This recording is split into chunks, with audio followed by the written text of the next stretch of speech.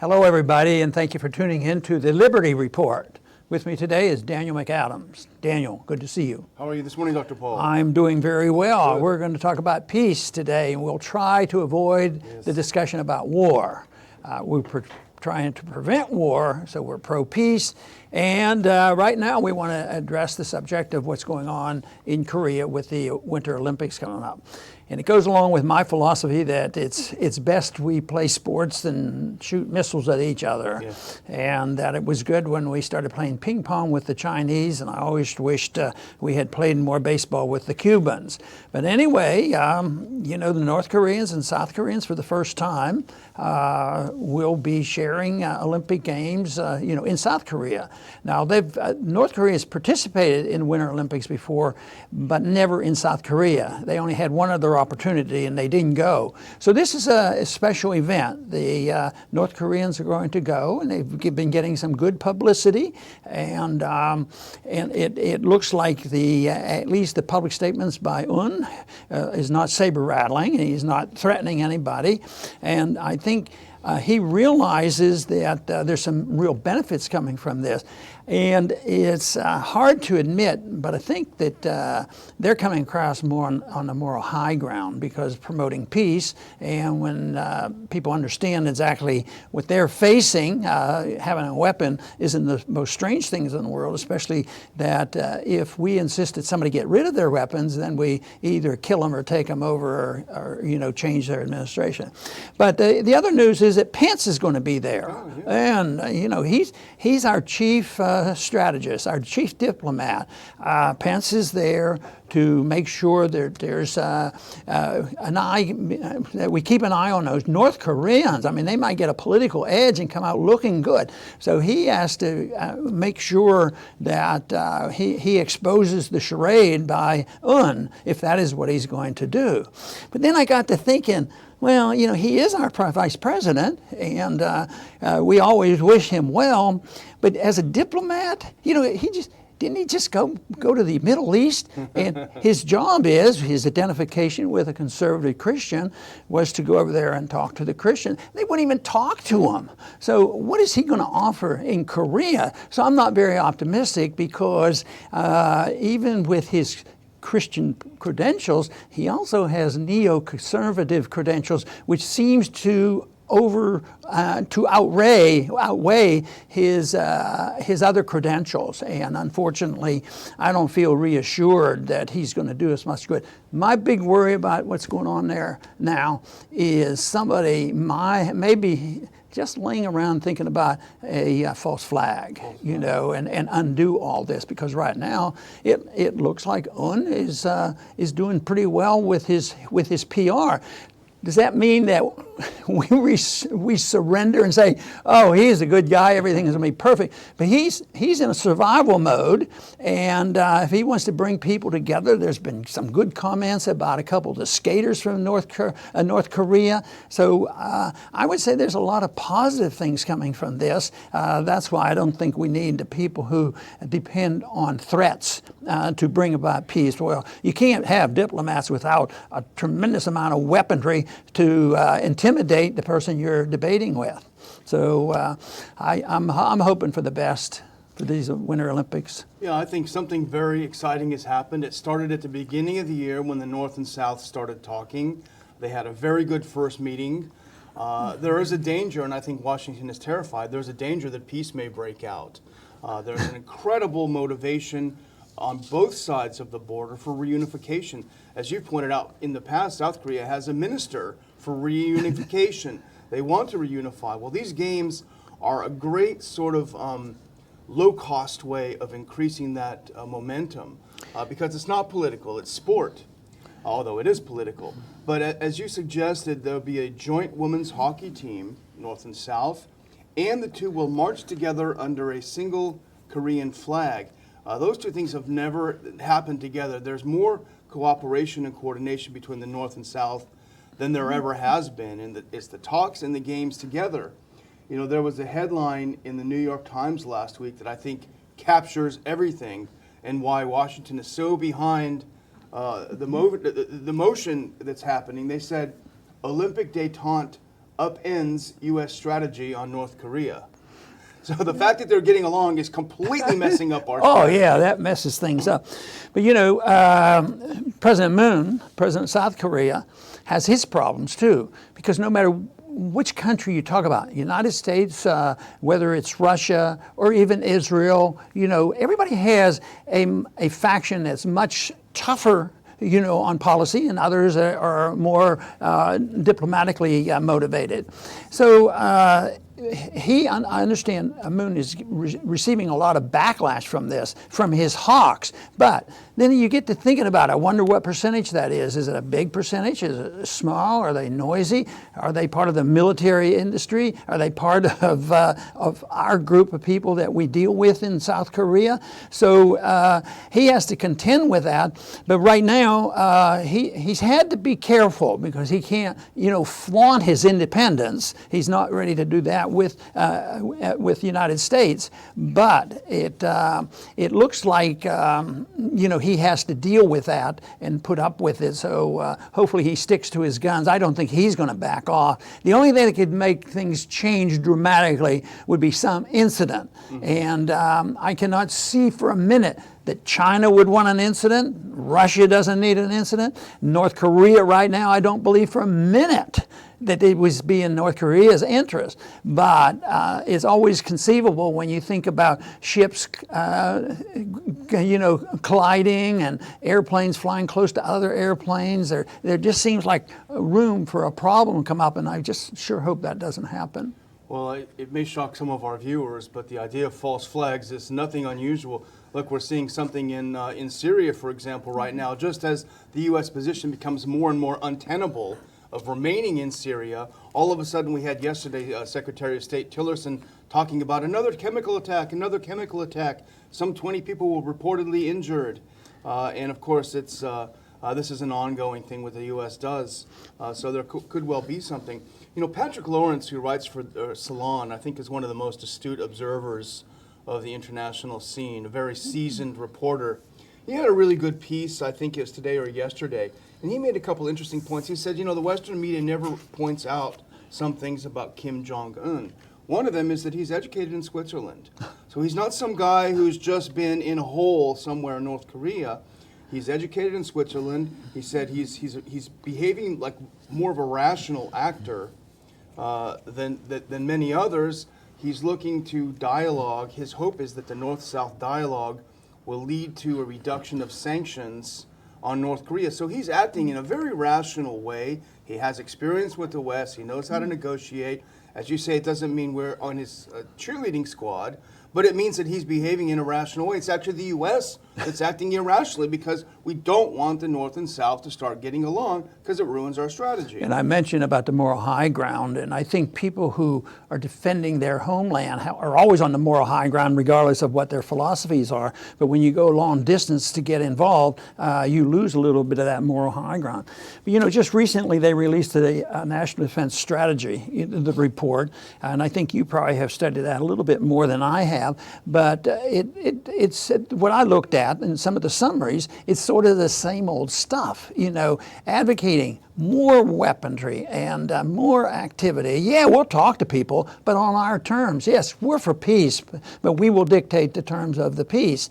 So I was looking for things in there about specifically on Korea, but Korea's still, they're the bad guys, and around there's bad guys too, and that goes all the way back to George W. Bush, you know, he put them up.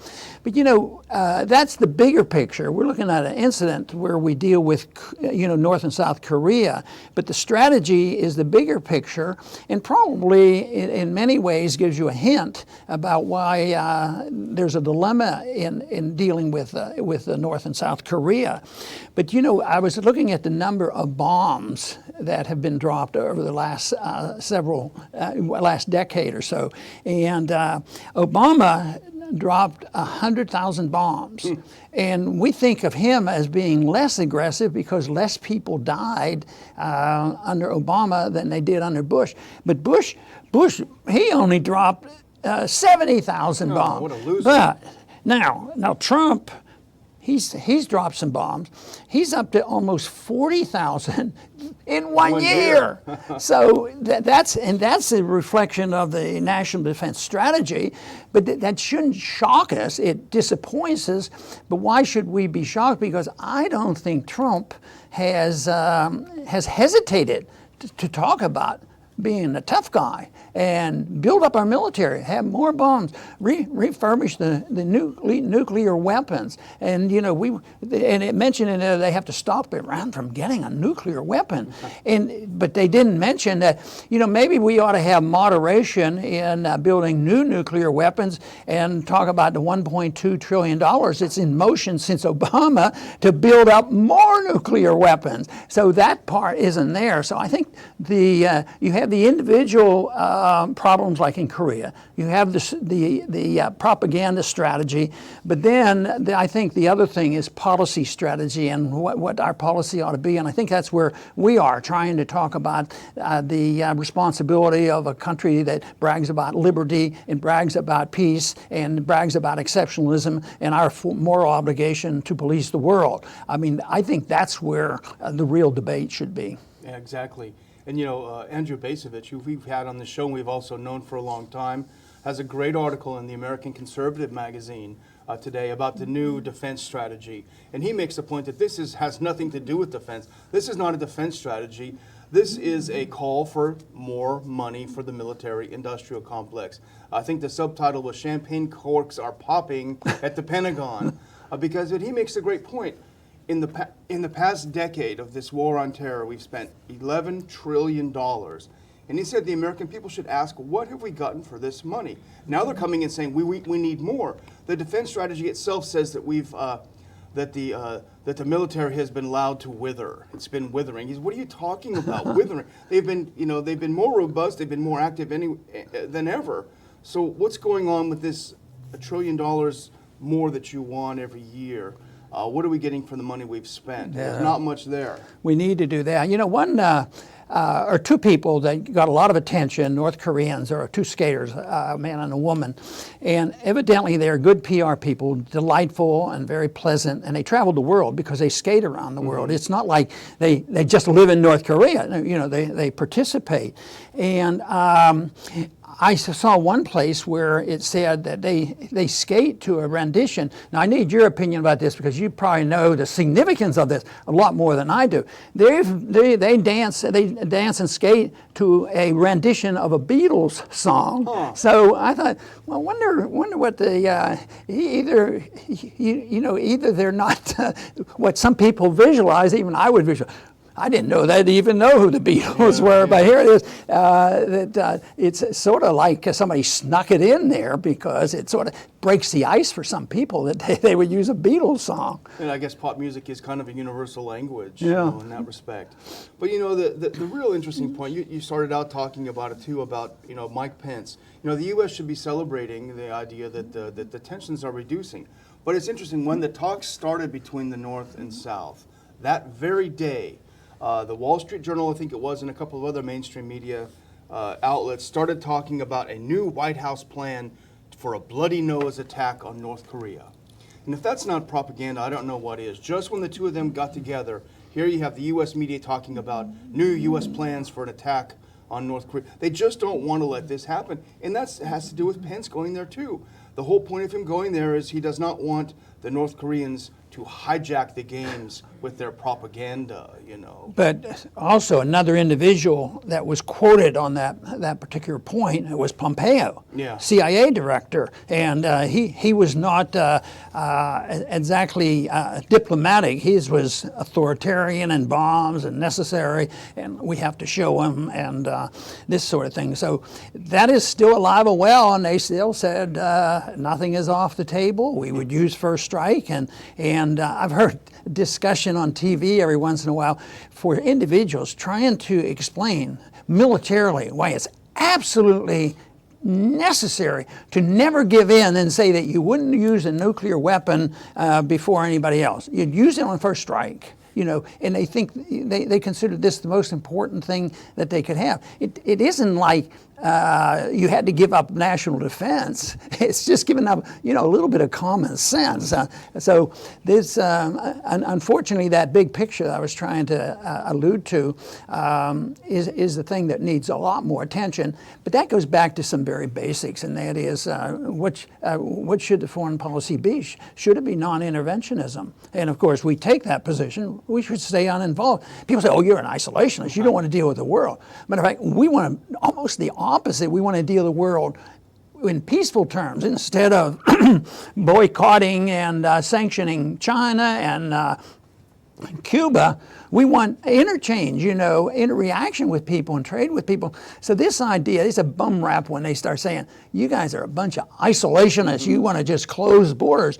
And who's what right now? They're talking about tariffs and protectionism, and even today there was a story about we need a weaker currency. Believe me, they're getting a weaker currency. The dollar's on the ropes. And our Secretary of Treasury is talking about, yes, it's good to have a weaker dollar, but and that's all mischief. That's the opposite. What they're doing is protectionism and isolationism, and unfortunately, if we go in that direction, if there's a trade war, which is very possible, that is isolating us from the world in a serious manner, because when that gets out of control, it's very damaging to everybody on both sides. Absolutely.